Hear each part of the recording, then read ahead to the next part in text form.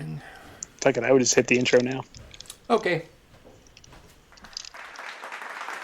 Recording live from the E. Haley Memorial Studios, straight out of Almont, Ontario, it's time for This Death Clock Has 60 Minutes, your one and only weekly Warmahordes news broadcast. It's 8 p.m. Wednesday night, the beers are cold, the news is fresh, and the death clock starts now.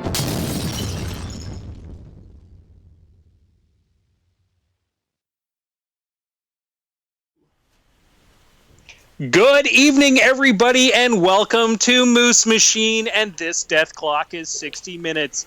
It is Wednesday night, it is 8 p.m. Eastern Standard Time, and we're about to do something completely wacky and never been done before, which means it'll probably break and not work. Mm-hmm. Tonight we're going to try to do a call-in show, but before we do that, I have to introduce myself. I'm the Myth Gorax, and I am calling in from, I'm in the Florida Keys right now.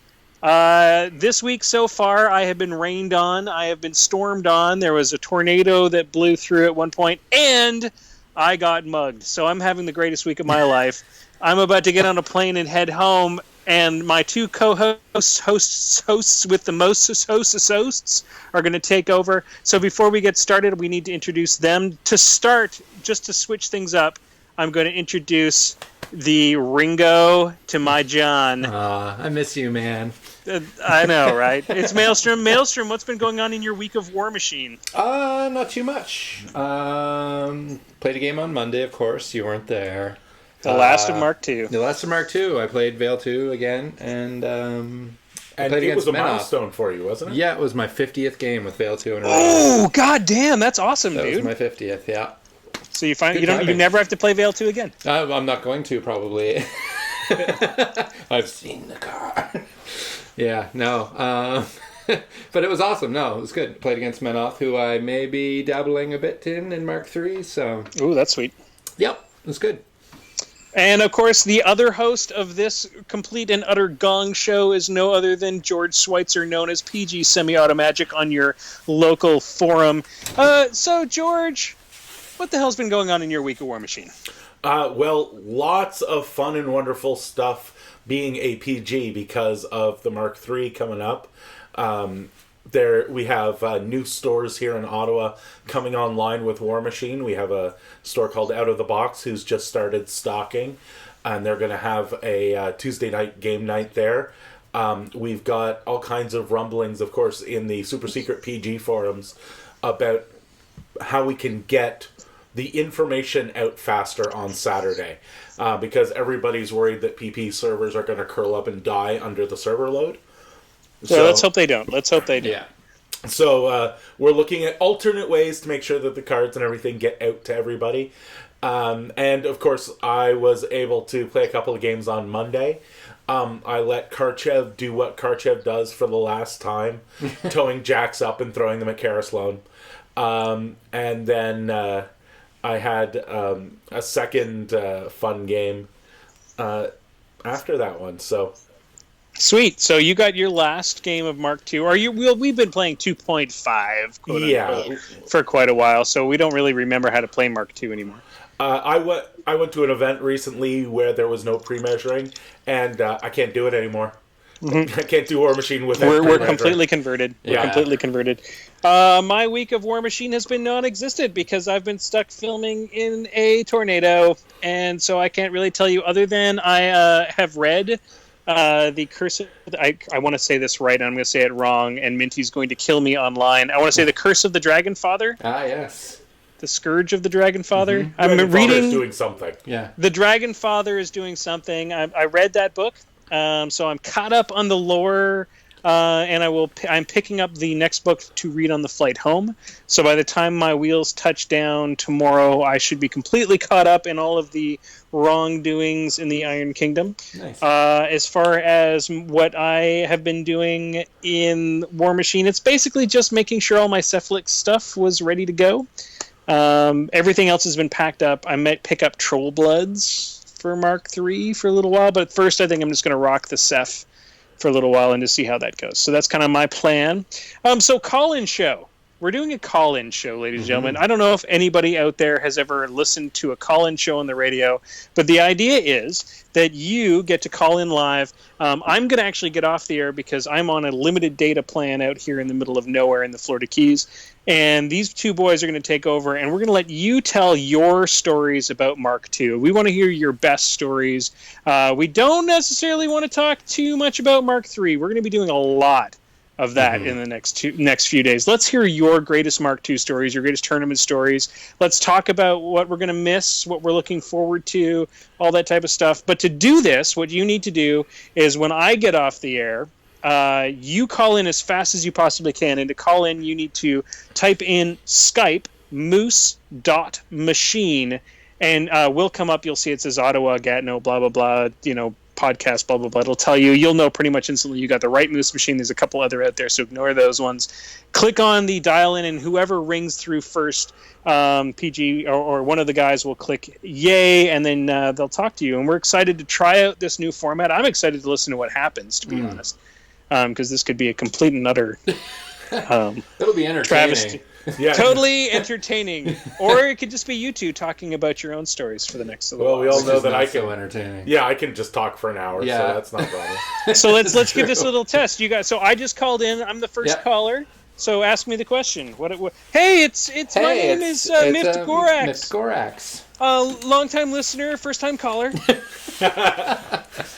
That seems. I just want to say you guys really rock, and I want to give you money. Okay. Where do I send that? You can just click on the donate link on our Facebook page. Do you have a Patreon account? Because I want to be part of that. No, as much as we would love to, that is not something we're doing right now. Wait, Man Up John gives away a free bottle opener. Do I get a free bottle opener? Yes, you absolutely get a free bottle opener when you subscribe to Man Up John's Patreon. Awesome. All right, so what's my question, boys? So your question is, what is your best memory from Mark II? What was the most awesome thing that happened? Easy, hands down. SOO 2 years ago, I got to play the most amazing game against Tim Harvey. And my buddy Shane Waddy stood over my shoulder, and just as I was probably about to lose the game in a single move, Shane just made one of those things that, you really should never do. But he asked permission first. In Shane's defense, he asked permission. He turned to Tim, and he was like, Tim, can I just say something? And Tim was like, yeah, man, sure. I don't want to just kill Will. I just don't want to rip him off the board. And he was like, Will, you do have a clear path of kill with Kane, too. And it was the day that E-Kane reigned supreme. And it was funny. It was also the second game I played against him where Kane had managed a whack job assassination run.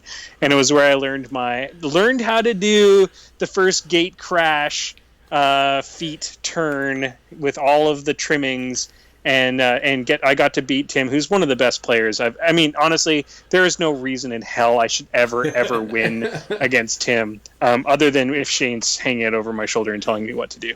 But it was so much fun, and the best part is the room was full of people playing tournament, like real high level tournament games. And we were so loud and having so much fun. We had more people watching us finish our turn, our final turn, than people watching the actual game. So our actual tournament games, which was pretty friggin' awesome. That's my favorite memory out of Mark II. Other than that, it's always been the first year of playing really great cheesy games against PG Semi-Auto Magic, where it was just him and I in his living room trying to figure out how to play this thing. So, and that'll be it for me. So, anyways, guys. Have a great call-in show. I'm sorry I can't stick around because of limited data, but I can't wait to hear everybody else's great stories. And just want to give a quick shout-out to our sponsor over at Wizards Tower. Yes, there are other stores in the Ottawa area, but Wizards Tower has been around the longest as far as having a full complement of War Machine. They've supported us the longest. So if you are looking for your War Machine stuff, head to Wizards Tower. They also have a great online store. So if you're anywhere in Canada, you can get your War Machine there. But it's pretty exciting that we've got other stores opening up, eh, guys? Yep. Yeah, very it's exciting. Great. All right, I'm out. Enjoy the show, guys. Cheers, Miff. We'll see you Talk when you get later. home, buddy. Bye. Bye. All right, people. So the lines are open. So feel free to give us a ring, and we will hopefully talk a little bit about what your favorite memory from Mark II is. So, you knew this was coming. Yeah, Maelstrom. I know. I've been trying to think of one for like an hour, and I just, there's so many great memories that it's hard to pick one out. So, well, then let's narrow it down. All right. Do you have a favorite memory the first time playing against a particular faction, like a holy crap, what does this do moment? I remember the first time Will was playing Trollbloods at the time, and he was like, why don't you bring this list? And he told me bring such and such model, such and such model, such and such model. So I was like, sure, why not? So I brought it, and he tailored his list to just fucking stomp me right into the ground. Immune to all the fire, and he got me to bring everything that shot fire. Which I thought at the time was kind of a dick move. But it was pretty hilarious. And kind of showed me how one-sided the game can be, I guess, if you're playing against that list that you just shouldn't play against. One of the amazing things about this game is that list selection, while important, generally isn't the defining factor. Yeah. Now, occasionally, you have the problem where it is the defining factor. Yeah. You have someone who your whole plan is, I've got stealth, so I can make it up the table and then actually be able to deliver these troops. Yeah. And then you run into the problem of, this is the guy who can see through stealth. Yeah. And then you're just stuck. Yeah. Right? Yeah, exactly. That type of plan can go horribly wrong. Yeah. But sort of as a general rule, you don't have that problem. Yep. And I'm really hoping that in Mark III we'll see that similar thing. Yeah. Where it isn't just a straight rock, paper, scissors, where there's a lot of decision to be made and a lot of room for better players to play better. Right. If you know what I mean. I really don't want it to be just everybody is sort of at the same level. I know that sounds kind of weird. I don't want there to be any tricks that high-end players know that low-end players don't, but I want there to be the room for the high-end players to play better. Yeah. And that's really... It seems really like what they're amazing going thing. for, and it seems like that's at least going to be the case for a while. Yeah. We had a question about this lovely lady. Yeah. Who's been there now since we started, right?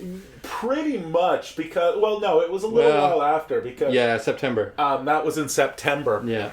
That lovely lady is a female Kadoran warcaster who is legally distinct, but kind of looks like both Sorsha and Zerkova. Yeah. She was specifically, shall we say, outfitted to not be any of the current warcasters. Copyrighted warcasters. Yes.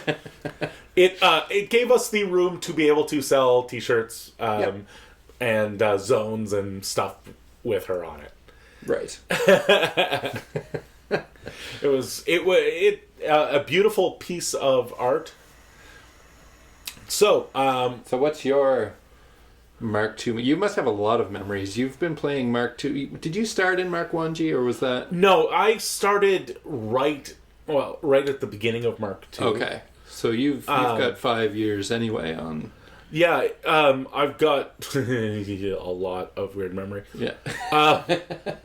I think there's a couple different types. I think maybe the most sort of hilarious memories are from early when I was playing. Right. I can remember a very early tournament I went to and I played against one of the guests of the show that we've had on, and yeah, I did an entire game where I didn't allocate focus playing an all-jack army. Yeah. So it was a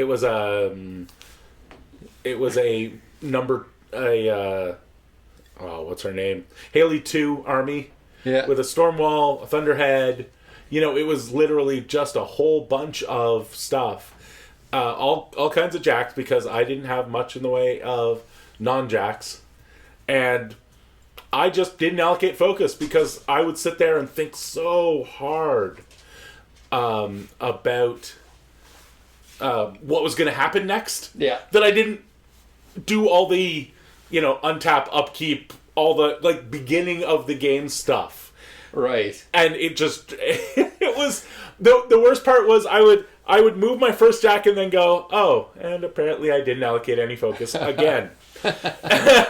My gracious opponent would have let me allocate focus, but I was, at that point, I was like, I gotta learn how to do this. So. All right, we got our first caller. Alrighty. It's John. Archiani? Hey, what's up? Hey, how's it going, man? Not bad. Right on. They let you call in? Were you at work or?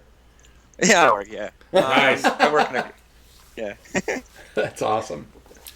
So, John, what is your let's do 2. What is your fondest memory of Mark II?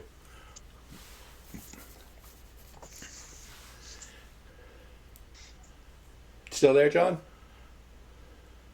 Hello. The question is, can John hear us? Oh, there we go. Can you Yeah. hear me? My fondest memory about the most recent 2. My first convention, made it to the IG finals with Bubba, so that was pretty fun, and I had quite a good time over there. I remember that. I remember watching that game, actually. Yeah. That was good. Yeah, a little nerve-wracking. Yeah, I can imagine. Yeah. You don't get to run up against the King of the North your first. Yeah, and especially at your first con. Yeah. I only been playing 6 months, so it was pretty good. Yeah, that's impressive, man. That's very impressive. So, what do you think was the weirdest thing you ever encountered in Mark II? Weirdest thing. Like a weird rules interaction, or a weird experience you had while playing War Machine, or on the way to and from? Well, to this day, I still do not understand the whole shooting models are bigger or smaller. Like, I cannot understand that rule for my life. For me, I always get it wrong, and I always have to go to Tim for clarification every single time I play. It's just, it drives me nuts. It happens. Yeah, I was still wrapping my head around that one too. Yeah, it's still. No, but the most recent thing is I went to the charity event up in Cambridge, just the one with the Rathrock that was there. The Battle for Breath. Yeah, the Battle for Breath. Yeah. Me and Tim had to bring the tables up. Well, we thought the tables would fit in my new SUV, so we got a table in my new SUV, but we couldn't get it out. Oh, no! We got one table in, and we realized we forced it in, and we can't get it out. So we had one table in my SUV, and we're like, well, I do have a roof rack, so let's try this. So we went to Canadian Tire, bought strapping, and then we've never used a roof rack before in our lives. So 45 minutes, an hour and a half later, we finally got the tables on the roof rack, and we're like, okay, well, let's give this a shot. I drove 80 all the way to Cambridge, and if I went like 82 or 83, it started vibrating. You could hear like the vibration. You couldn't stand it. So I had like cruise control on all the way, and I'm just like, well, this is a thing. This is doing 80 on the 401. Can't go any faster. So getting passed by the everything. Everyone, like even the old grandma in like the passing lane, just going by me, looking over at me, like, well, I can't go faster. No. I had a lot of good experience. I've had a lot of fun in Mark II. That's awesome. I think that's one of the reasons we all play this game. Yeah. Is that we have so much fun, not just actually playing the game, but going to events, coming back from events, and all the craziness that happens when you're actually there. Yeah, and I mean, half the fun of War Machine and Hordes is meeting new people and getting to do those crazy kinds of trips and meeting and just having fun. Well, you were mentioning this poster. Yeah. This was you had played War Machine for what, like 2 weeks? Or no, 3 weeks? I probably would have been playing for 2 or 3 months at that point. Yeah, and one of our friends of the show says, hey, I've got no place to sleep. And you're like, yeah, come on. Crash on my floor. Yeah, for sure. You've never met this person before. You've seen Brad. him type. Yeah, he's been on the Moosh Machine podcast. You know, he's been in the chat for a good month. Oh, you're talking about Brad? Yeah. Oh yeah, I know Brad. I'm a good friend with him. Yeah, Brad's awesome. But I didn't know him, and I picked him up in Carlton Place, I think, at like 11 p.m. or midnight, and just come back to my house and sleep in my basement. Well, yeah. It's the best thing. I've met quite good friends just playing War Machine recently, so, Yeah, it's awesome. It is indeed. Well, thanks for calling in, John. Hey, no problem. I gotta get it started, so. Yeah. That's great. You broke the seal, buddy. There you go. Hopefully other people will call in. Cheers, Thanks, man. Talk to you soon. Take care, guys. You Bye. too. Right on. Okay. Well, it's great to hear from John. people. Yeah, I remember John from Sioux now. Yeah. He's around quite a bit. I think his video was one of the ones that I tried to get you to play last week. Yeah. Must throw a quick apology for last week. Yeah, I know. I might have a couple things to give away this week just to make just as an apology for my blunders last week because I couldn't figure out OBS. That does unfortunately happen sometimes. Yeah. We always try and get something out to you guys. Yeah. Whether it be just the standard live stream or a podcast or anything, we always try and have something out there. Yeah.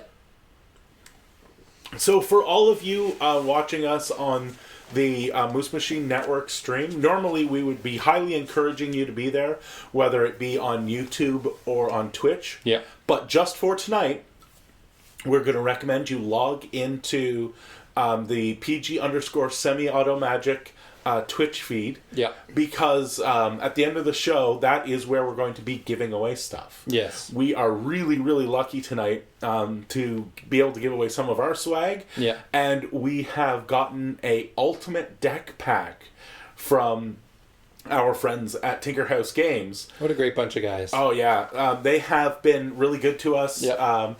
And they, as far as I'm concerned, having used the beta for quite a while, they're doing some really good work. Yeah, and I was playing on Monday, and the beta crashed on me. Mm-hmm. And I had that, goddamn, it was in the middle of a game. And I opened it up again, and it had everything saved. So, I mean, it crashed, but when I opened it up again, everything was exactly the same as the way it was before it crashed. So that is so nice. Yeah. Because that of course, was always the intention. Always the intention. But there were some interesting design decisions with the first version, which is one of the things they've promised us once the fires all die down from the beginning of Mark III. Hopefully they'll be able to come on the cast, and we can ask them some things about those design decisions. We're not planning on raking them over the coals. But, No. but much. I would really like to know. I'm more just, I wonder how that came about. Was it like familiarity for them with how they write with those engines, or was it just it was a decision that was made that in hindsight might not have been the best decision. No. But the great guys at Tinkerhouse Games have given us an ultimate card pack to give out. Yeah. And so, as I said, near the end of the cast, we're going to make sure that everybody gets into our program that we use for giving stuff away. And the way you'll get into that is just by, within the last 15 minutes of the show, commenting in the chat. Yeah. So as long as you do that, your name will go in. Does that work for me too, if I comment in the last 15 minutes? No, unfortunately. Can I quit the cast and just before the end of this cast, you're gonna quit. So, by the way, guys, our lines are open. So, if you want to give a call in, we're more than happy to hear from you. You don't have to add us as a contact or anything. Just go ahead and look for moose.machine. There are apparently 2 moose.machines out there. Really? So, yeah, that's what Chris Albin just informed me of that. Look for one that is obviously us podcasters. Yeah. Not somebody else. I don't know what our display picture is or whatever. I'm not even sure I set one. Yeah. But it will actually show up as the name as Moose Space Machine. Okay. Yeah, so people are talking in the chat about the beta Yep. for War Room, and it's been great so far. Yeah. My favorite feature of it so far has been the ability to play against another person and actually do that. Yeah. That was one of the things that was always promised in the first version of War Machine. Yeah. But in the beta for the second version of War Machine that we've been using, it really actually does work, and it just appears below your army. Yeah. So it's not like a second thing you have to flip to. You just scroll up and down, and you can see all of your. Yeah, that's really impressive. I'm a big fan of that. Another thing I'm a big fan of is the just the reset button.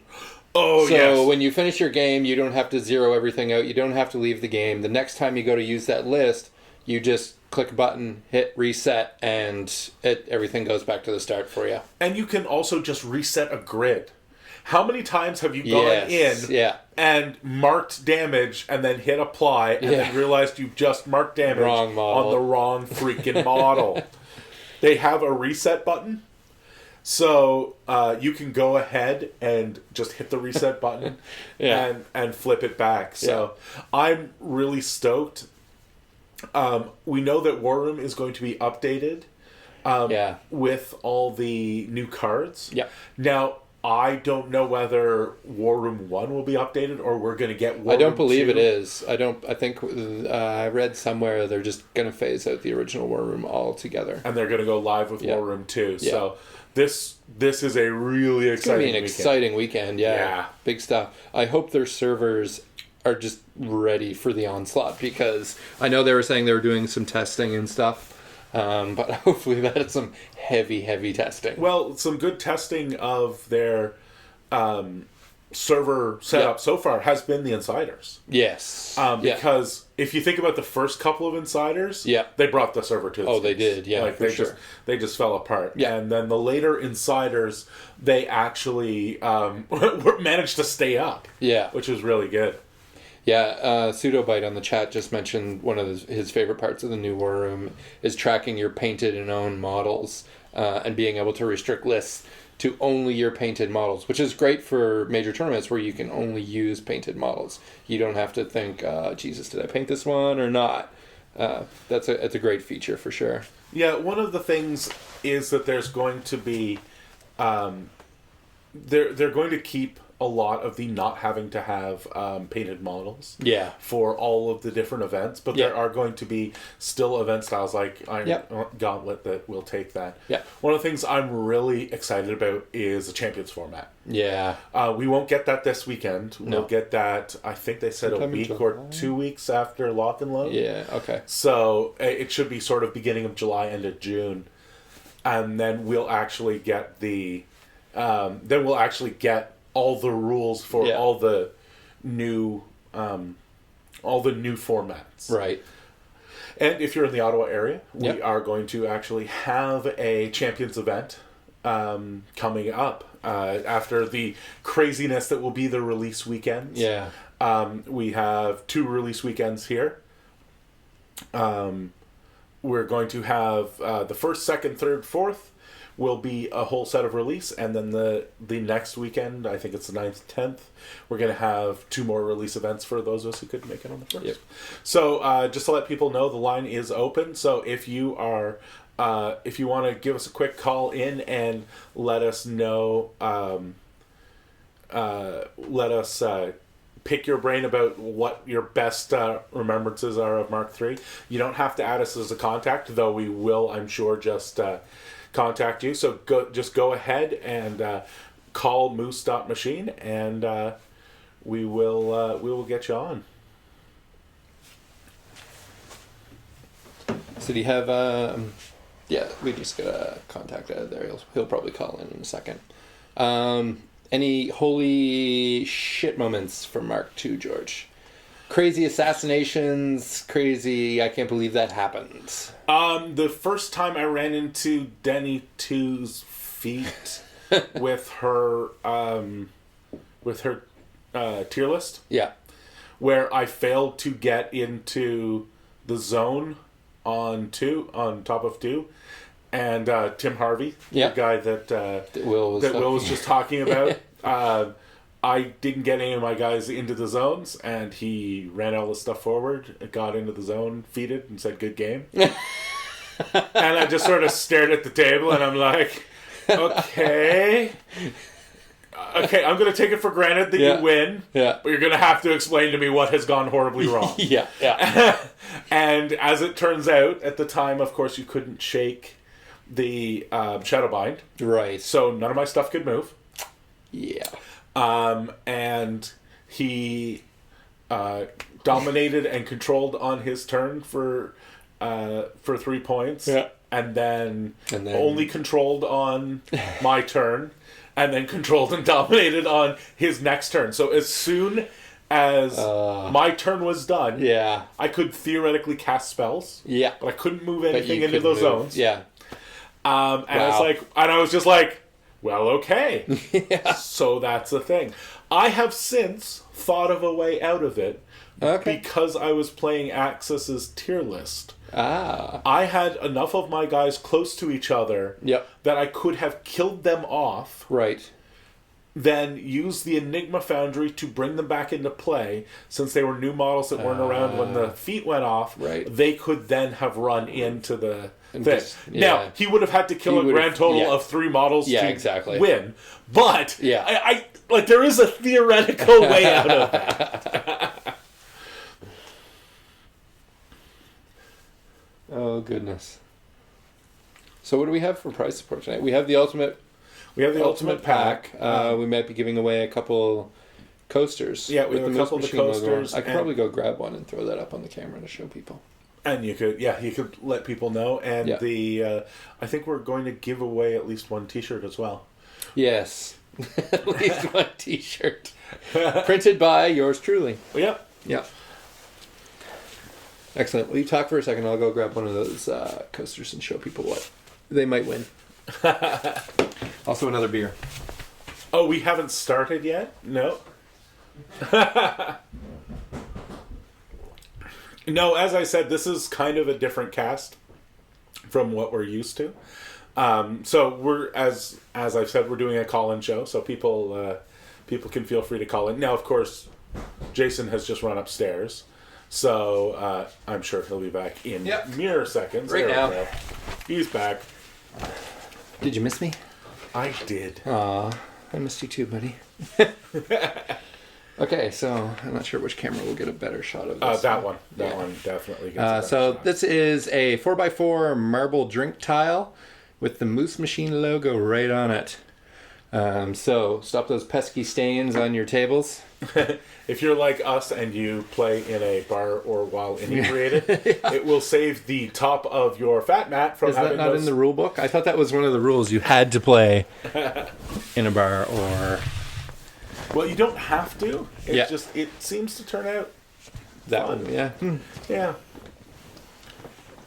So, anybody else on the chat? I mean, we're not getting many calls in. So, if you're on the chat, feel free to let us know your favorite memories of Mark II, and we'll read it out for you in soothing, dulcet tones. Oh no, that's Facebook.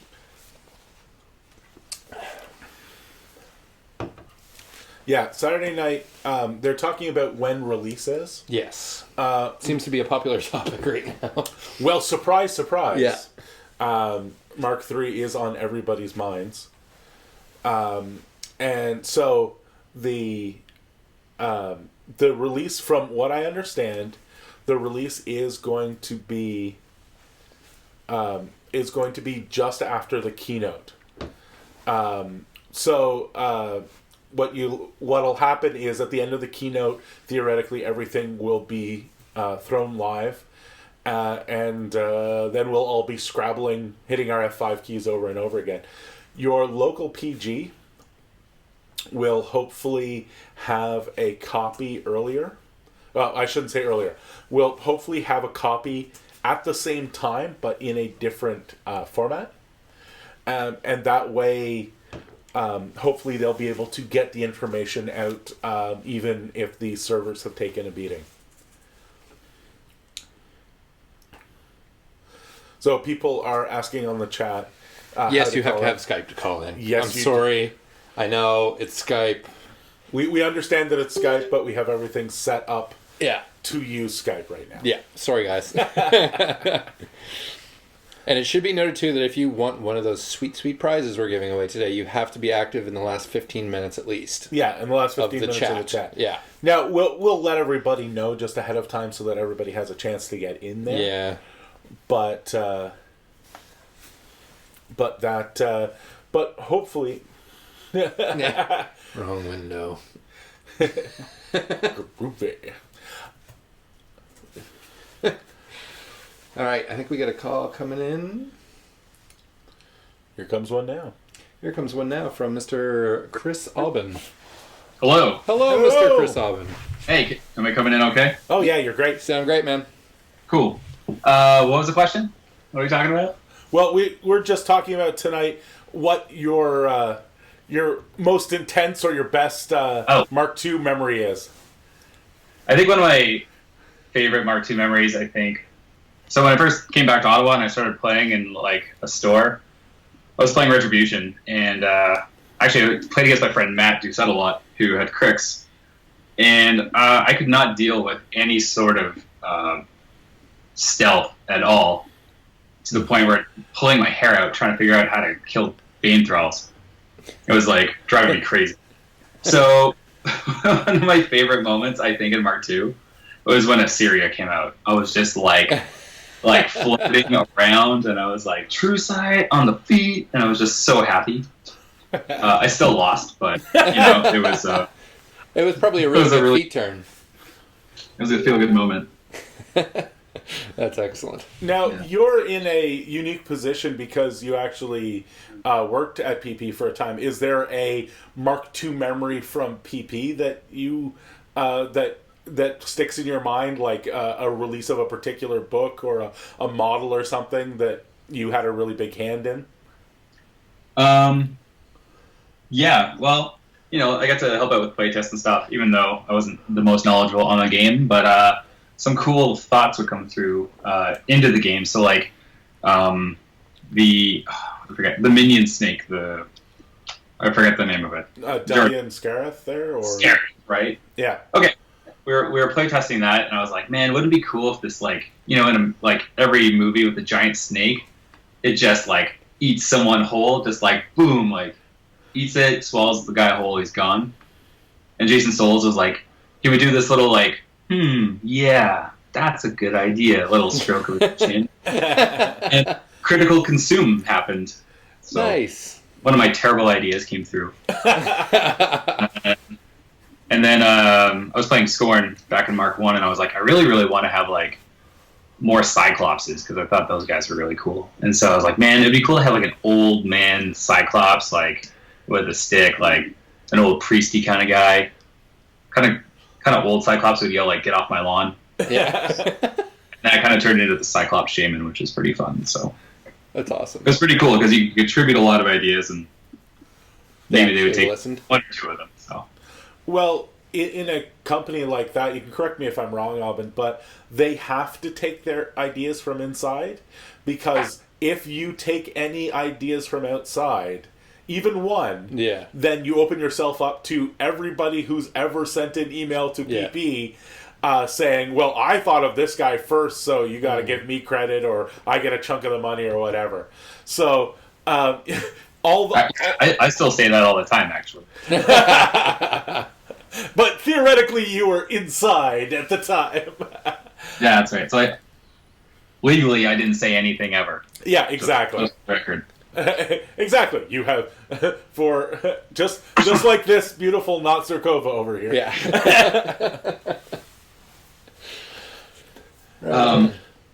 Yeah, I think they have so many ideas, in the hopper. So Oh we'll yeah. be seeing a lot of cool stuff. Oh yeah, I'm sure. And we just saw.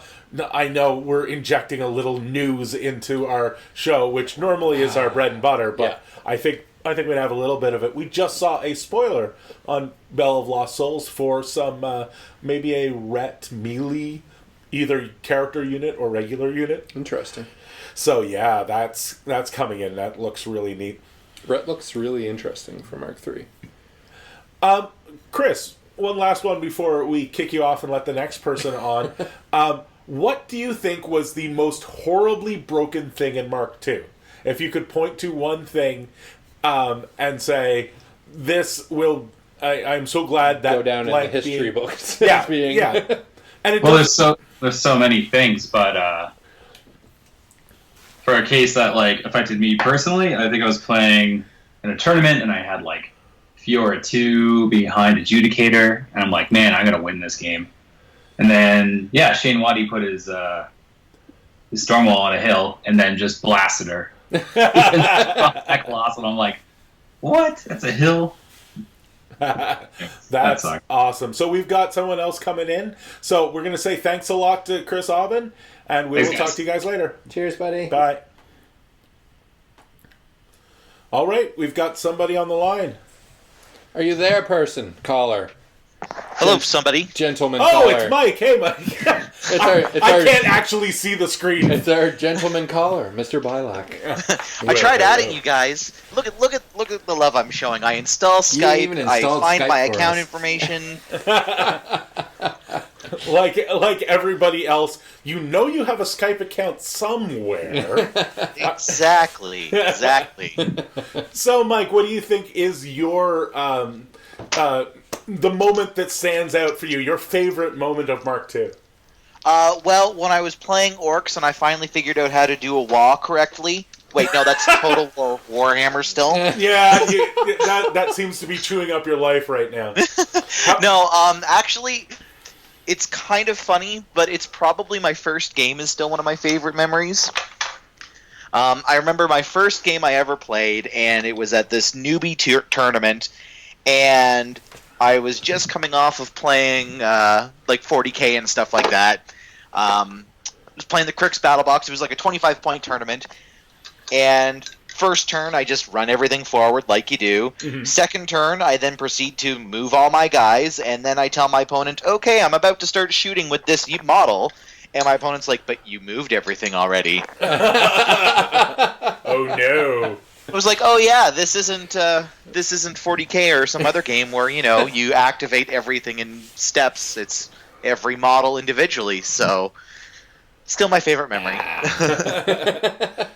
As I was saying, the whole tournament I went through where I didn't allocate any. Yeah. Well, not tournament, the entire game. Yeah. Where it'd be bad to do that for an entire tournament. No, well, it was almost that bad in the later rounds, but at least I gave out some focus. So, So, what would you say is the most broken thing, Mike, that you personally encountered? The thing that you are so glad has gotten the Nerf bat or is gone altogether?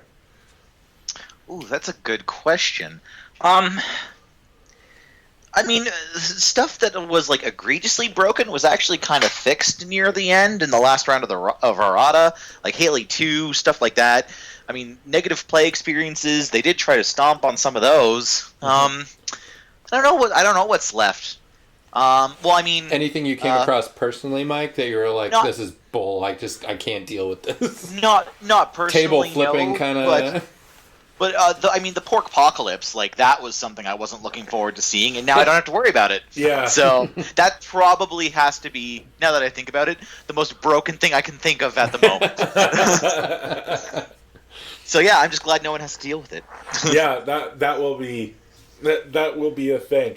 Is there something that you're really, really looking forward to in Mark III amongst all the spoilers that none of us have seen at all? Nope. Yeah, I don't know what you guys are talking about. All I've seen are the insiders. Yeah, of course. Mm-hmm. So is there one piece of spoiler information that is sticking out in your head that you're like, oh my god, I cannot wait to play with this? Mat 7 Juggernauts. I'm super excited about Mat 7 point cost 12 Juggernauts. Although list building is warping my brain. I'm actually also really excited. Like, I haven't even seen the spoilers, or they are out there, but I haven't seen them personally. I'm really excited to take a look at the Prime and Primal rule books, just to kind of see some of the core rule changes. Just to see what's going on, what's new, what's different. Yeah. Because I look at some of the changes in some of the factions, and I'm like, why would they do this? So I have to assume that there's either something coming down the pipeline soon, or there's there's something in Prime or Primal that kind of explains that's why this is like that. Yeah. I in my head, I have this sort of wish list about how the Colossal and Battle Engine rules have changed. Some kind of wall stomper rule, so that they don't get stuck by a Janissa wall, and all of them getting bulldozed natively.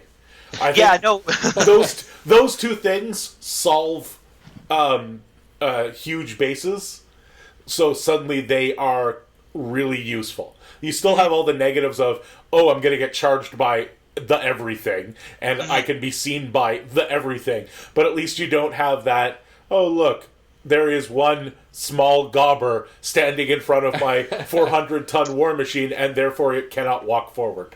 Yeah, I don't know when that would have ever happened to you, George. I have no idea how this came to my mind. Albin just brought up another fun memory versus you, Mike. You might remember this game. Albin ran Lilith 2 into your Fiora 2 army, and you were like, I'm immune to fire, so he two-hand threw a Reckoner into Fiora and had a Ravagore punch her to death. Yeah, stuff like that happens. Yeah, no, those games do happen too, where it's like, oh, I'm invincible. Yeah. Oh, wait, no, I'm not. Yeah. I forgot about power attacks. Because power attacks are a thing. Yeah. If there is one thing that I would have to pick for the rules that people never remembered in Mark 1, it would be, Two. I think, or Mark 2, sorry, would, I think, be headbutt and weapon and headlocks. Yeah. The people who knew about weapon locks were all the people who had to play against a Prime Axiom or the big guy for Mercs that drags you in. The Galleon. Yeah. Anybody who planned to play against those as a regular, those were the people who knew about weapon locks. Everybody else saw it in the list of power attacks and went, when am I ever going to use that? Yeah. Or if you're an Iron Gauntlet champion, it could win you the Iron Gauntlet, George. It could. It could. Yeah, I don't think I've ever used a power attack. No. Well, I mean, if you played Scorn, you'd use them all the time, because, getting that extra inch out of Titans, clutch. Sorry, I interrupted you, Mike. No, so I was going to ask you guys, what is, because, I mean, I'm tuning in late, so if you've already answered this question, I apologize. Yeah. What's one thing that you guys are sad to see go? Sad to see go? I think the things that I'm sad to see go are several fluffy things. As much as I really hated it as a game state, I really liked psychology as a thing in my game. You know, maybe it's because it never touched me in a bad place because I play robots that don't have that problem, right? Psychology was something that I kind of got to watch from the sidelines.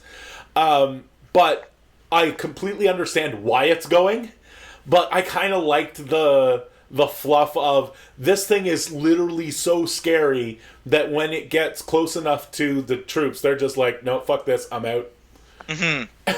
So I think that might be the thing that I am saddest to see go.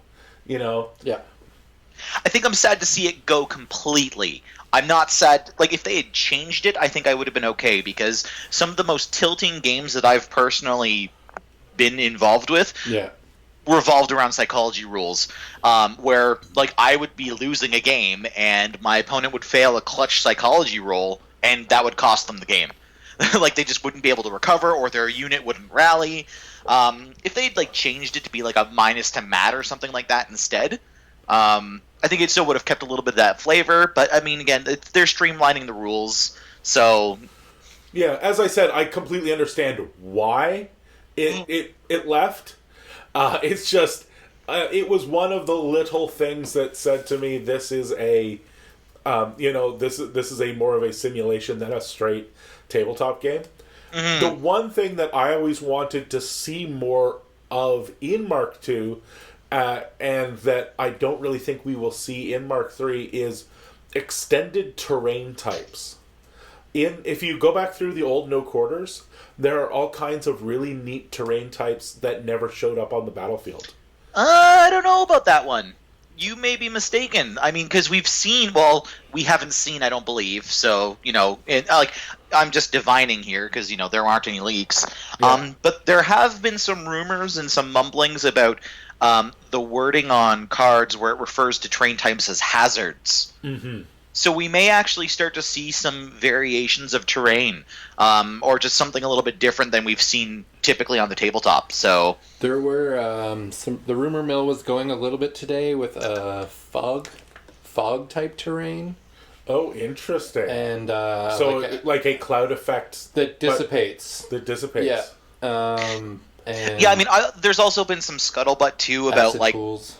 acid pools, Yeah. burning woods, things Yeah. like that. Yeah. So Yeah, that would be really cool. If you go back to the old No Quarters, Yeah. there's stuff like winter or fall trees. Yeah. So it's a forest, but you can still see through it or farther through it. There was all kinds of weird stuff like frozen lakes. So it's a water type, but Yeah. you got instead of it being rough terrain, you actually got an extra inch of movement when you were going over the ice because of the sliding. Yeah. Um, That's interesting. just there was little stuff like that. And that's one of the things I would love to see it in Mark III. Like a dynamic terrain. Yeah. Yeah, and where they're pushing more terrain, that would definitely make for some interesting games for sure. Well, and that's the thing when you're essentially limiting yourself to, what is it, 6 terrain types, I think? Yeah. As a sort of general rule, Yeah. you're reducing the interestingness of the table, and you Yep. really want the table to be more interesting. Yeah, for sure. All right, Mike, so before we let you go, last question for you. What do you think is the absolute worst model in Mark II? the worst model. Okay, so aesthetically, rules wise. Okay, both. you get to pick 2. Yeah. One I get to one pick that's 2? just shitty looking and one that is shitty rules. Okay, so shitty looking bloat thrall, hands down. The model looks terrible, just awful. There's the argument. Oh, it's the aesthetic. It's supposed to look all bloaty. Blah blah blah blah blah. No, it looks terrible. And I'm actually really excited when Mobius was being released because I'm like, oh, maybe they'll redo the bloat thrall. Nope. And it looks. Your model's bad and you should feel bad. Yeah, it looks old. It's dated. Don't like it. Rules wise. There's so much. I'm just gonna go with the staple Cossite Woodsman. I mean, what's the point? That might be Mark II's whipping boy right there. Yeah. Is the Cossite Woodsman. Or Constance, Connie B. Well, I think a lot of people would argue she's the best Merc caster in Signar, but No, Connie B as Signar, not Merc. oh, as Signar, yeah, I can understand that. All right, so thanks very much, Mike, for Mike. calling in. We're going to open up the line to what looks like it's going to be our probably our last caller. All right, have a good one. Thanks. Bye. Bye. So the line's now open. So once If anybody wants to squeeze one in quick. no. Yeah. So we're spooling up here Yeah. for Mark III. Yeah, it's kind of like sitting back just thinking about it. This is our last Mark II cast. This is our last Mark II cast. It was our last Mark II game night. Yeah. Last week. It was. It's the end of an era. It really is. And I mean, I've only been playing for just over a year now. And it's still, even just playing that short period of time, it's kind of, I don't know, momentous, I guess. It feels a little bittersweet. Yeah, it really does. It's one of those things when you get invested. Like, granted, you and I spend a lot more time on War Machine than I would say most sane people do, Well, because yeah. we have the cast. Yes, yeah. Because we literally talk about it not all day, every day, but a good portion of the day every day. Yeah, every day. Since we're both lucky enough to work in front of a computer. Yes, yeah. The chat is open and going and talking. Yeah. And we are, and you know, we play at least once a week, if not a couple of times a week, and we go to events. We'd really like to start going to more big events, but I even talked my wife into playing. I mean, yeah, Jesus. It's awesome. I tell you, one night the guest on the podcast is just going to be our wives. Yeah, I know. And they'll talk about. Yeah, we're not going to tell you guys at all. It's just you're going to tune in for an episode of Moosh Machine, and it's going to be me and George's wives just sitting here. Yeah, just chatting and doing all throwing you guys for a loop. It'll be awesome. So yeah, it really is. I think it's going to be a pretty momentous thing. So yeah, we're looking if we've got one more caller. Dice. I don't see you. Are you on the right Moose Machine? Moose.machine. Def Head Dice. Apparently there's two. Oh. So he might be the wrong one. Make sure you got the right Moose.machine. Send a message. I have all my chats open here, so if you're messaging and I'm not answering, then you're at the wrong Moose.machine. So yeah, we have to Rage quit Skype. up there. Where? Up at the top of the screen. Yeah. That's Fraser. Oh, it's Fraser. Wow, you are so good at this. Press the call button. There we go. So we'll call our last Sorry, guest. Fraser. That's my bad. I maelstrom the shit out of that one again. Yeah. Damn it. There we go. There we go. Sorry, Fraser. Howdy. There he is. There's two Moose Dot machines. That's Apparently. the confusing. I did not realize that when I set up the Moose Machine one. And it says Ottawa as well, so thinking I'll be smart. I'll pick the Ottawa one. No, it wasn't that one. That was just Maelstrom not paying attention. So, welcome back to the cast. Thanks for calling in. Thank you. So, what is your favorite Mark II memory? See, I have a couple. I had a couple games that made me feel I was a much better player than I really was. I had a couple top of two assassinations. One was actually at the OTC this year, where I was playing against a circle, actually one of the guys from Party Foul. And it was, I should say, it was a top two assassination, but it was nothing that I had anything to do with. I left Doomy just a little bit closer than than I probably should have, and they tried a janky move with the getting the tree in behind my guy and trying to arc shots into him, and it didn't work. And then I just went up and pummeled his caster. So it was nothing to do with me, but it was nice. And then within about a week after that, in the Kitchener Waterloo area, we were having a champion league where we had this. It's actually something that Tim Banky had come up with down at Black Knight. Thank you. I remember the night part. I was trying to figure out the other part was. They had a Champions League, which Bubba's been running here, and I was playing against Rhett.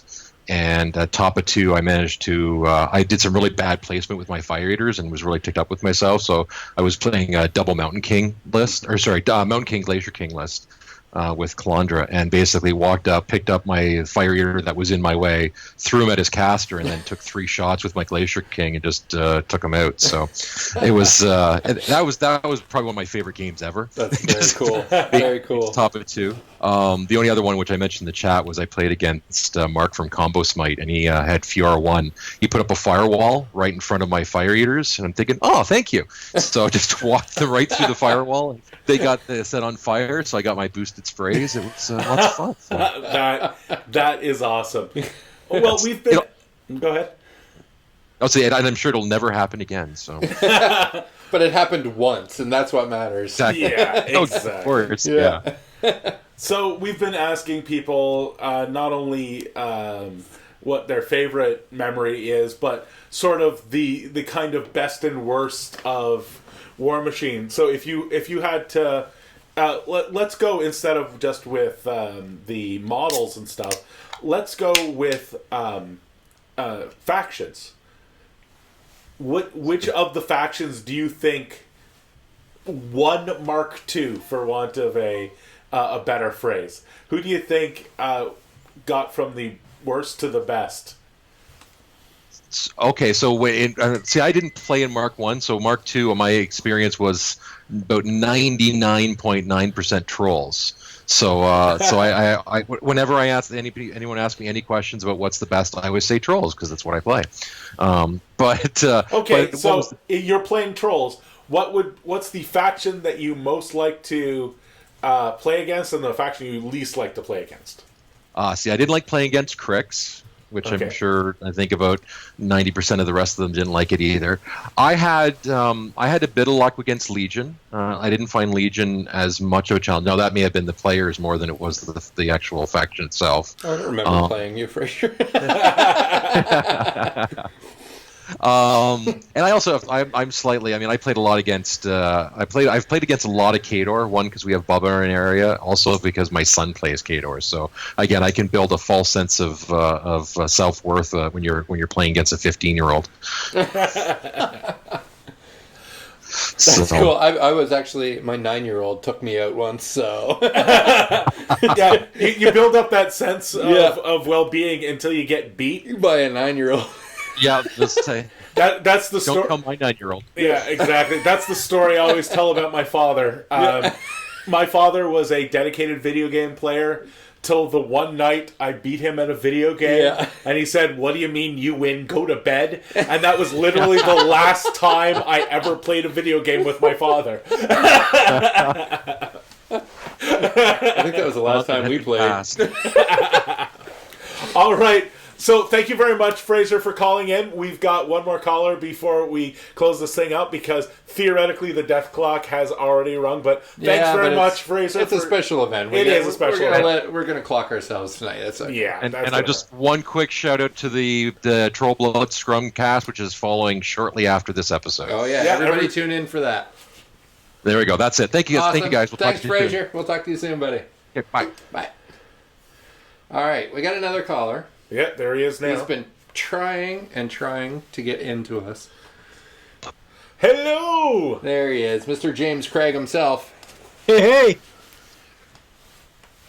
How's it going tonight, James? Not too bad. You finally managed to get through, buddy. You have beat the door monster. The hardest boss in the game. Overtime it is. So we're overtime with James. So what do you think? What is it? What's your favorite Mark II memory? What is the last Mark II memory on Moose Machine? My first game, where I was playing Gorton, and I had no idea what I was doing, and I was playing against the Butcher. Oh, Jesus. And I discovered that I could do something and not be knocked over, so I bashered my own Warcaster into the Butcher, knocking him down, and then drillered him in the face over and over and over again. That is amazing. And that is a great way to start War Machine. Yes, that is I would say the perfect way. You start with a janky power attack, fastball dwarf to the face. The Basher was the jack that finally convinced me to play War Machine in the first place. And Aubin sent me one, and we haven't looked back since. Yeah, I kind of may have done that to Mift Gorax. We were playing a IKRPG game, and he's like, "Yeah, I want to do this pirate guy." And I sent him the art for Bartolo Montador. And I said, "You mean like this guy?" And he's like, "Oh, yeah, that guy's awesome." So that day I went out and bought him Broadside Bart, and I brought him home, and I dropped him off at at his house, and I was like, "You mean like this guy?" He's like, "Oh, this is so cool." And then he sat on that for not more than a month before he's like, "Oh, there are big robots, aren't there?" And as some people may know, since Chris Aubin worked for Privateer Press, the insiders that are now so popular, if you go scrolling way back, you may find an insider with Chris Aubin showing off his 12 or 13 Drago list. Which I now own one. Yes, and that I got I got Will a Drago to go with his Bart, because in the game they had come across basically a version of Drago, and he had managed to bond with the Cortex after a particularly bloody fight. So that was his first Warjack, so 2 models that did not go together at all. But he was hooked. That was it. Giant steam-powered robots and pirates, and that was it. Fantastic. So Aubin sending you that Basher was what got you sold on War Machine? Yeah, we were talking at that point. They were looking for some other painters to do some stuff and to get their models shown around a bit. So he finally talked me into painting a few of them up. I'd actually bought a Mark I Crix box that I never touched, and because couldn't convince my friends to play. They had all bought into Confrontation at the time. Oh, wow. So that went nowhere. But then I saw the Basher, and I'm like, okay, Chris, I'm in. Let's do this. And now I'm really looking forward to playing my dwarves in Mark III. Lots and lots of gun buddies. Oh man, they are so wonderfully focus efficient, and they are just they're awesome. I'm loving them. I've imagined a list, not having any points to actually work it out with, but I've imagined a list that has 2 Bashers, an Avalancher, 3 gun bunnies, 2 spray bunnies, and a driller. Basically, all the stuff I've got painted with Gorton and a Boker, and it goes. It might hopefully just fit into 75 points. I think you might be happily surprised there and have that all fit in, because that sounds about right. I think I might be perfectly fitting the whole thing. Just in hard to there. say. I'll Right find down out to soon. the point. Find out soon. Fingers crossed. Yeah, it's looking amazing. So, because you're a model guy, because you're a painter, is there one model from absolutely any model line that you would love to have magically transported into the Privateer Press line so you could play it in War Machine? Like if you just had to pick one model from anybody. Well, I've got this one model that I have no idea when I'm going to paint it, but I've got the Dragon King from Kingdom Death, and it's big, and it's beautiful, and it's going to need some paint at some point. So unless I pick up Legion and start proxying it as a... Sounds like the only logical thing to do. Is buy an entire Legion. Seems about right. An entire Legion army, just so you can proxy one model. Yeah. One of my best friends just dropped $900 on a fully painted Legion army. So wow, nice. Maybe I'll borrow it. Borrow it, yeah, for sure. That's what friends are for. Exactly. That's right. Those of us with faction ADD, that's what we do. We buy extra armies, and then when somebody else wants to play a faction, you're like, hey, here's this entire army. Yeah. And one of the great parts about that is it almost always comes back with 1 or 2 new models. Yeah. Because nobody can resist the lure of the pewter crack once they're playing with it. Yeah, that's true. Pewter crack is accurate. I'm really excited that I've been building my trolls like nobody's business. I'm going to actually start painting some of them soon. Nice. It's a terrifying thought, but I've got a lot of stuff in primer now, and I think I'm finally going to get a painted army together here. Right on, man. That is awesome. Well, this has been a show. Yeah, I guess. I think it has. It's all done but the crying. Yep. So we're going to say thank you to James. Thanks for calling in, James. No problem, guys. Anytime. Thanks for the patience for getting through there. Thanks for putting up with my crybaby stuff on the chat thing there. All the time, man. Anytime. That's what we're here for. Cheers, sir. Bye-bye. Bye-bye. All right, cheers. All right, guys. That's kind of a Mark II wrap. Kind of a sad panda. Yeah, well, we had a lot of great guests on tonight. We did. I think this has worked as good or better than I could have possibly hoped. Yeah, it went off actually pretty well. Yeah, I think we'll probably do this format again a little bit later on. Yep. One thing I would like everybody in the chat to do right now is type in Moose Machine. Yep. So if you are in the chat and you want to win something, type in Moose Machine into the chat right now. That's what sets off our prize-giving machine. So what we're going to do is we're actually going to draw the prizes after we finish the cast, just so that people who are listening to this in audio don't have to suffer through us pressing buttons and announcing names. Yeah. But I want to say a big thank you to all of our guests tonight. Yep. I want to say a big thank you to everybody who called in. It is amazing that this stupid little thing we do out of the basement every week has enough people watching it that we can do a live call-in show. Yeah.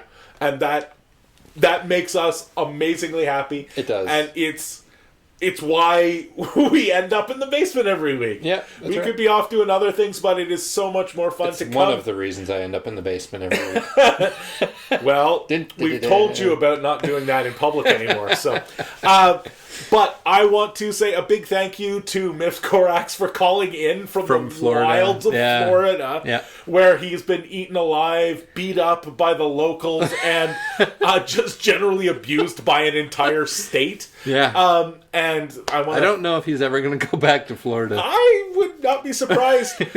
Either that or he'll become Florida Man, the superhero that Florida deserves.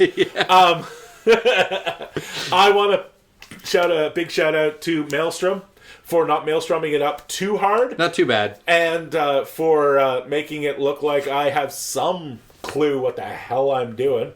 You know what you're doing. You know what I make you look good because of all the things I screw up. So, as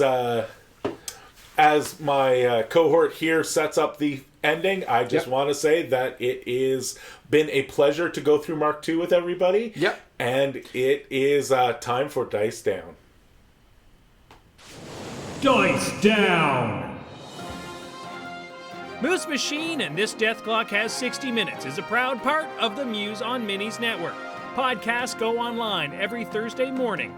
You can watch the show live every Wednesday night at 8 p.m. Eastern on Twitch and keep in touch with us on our Facebook page.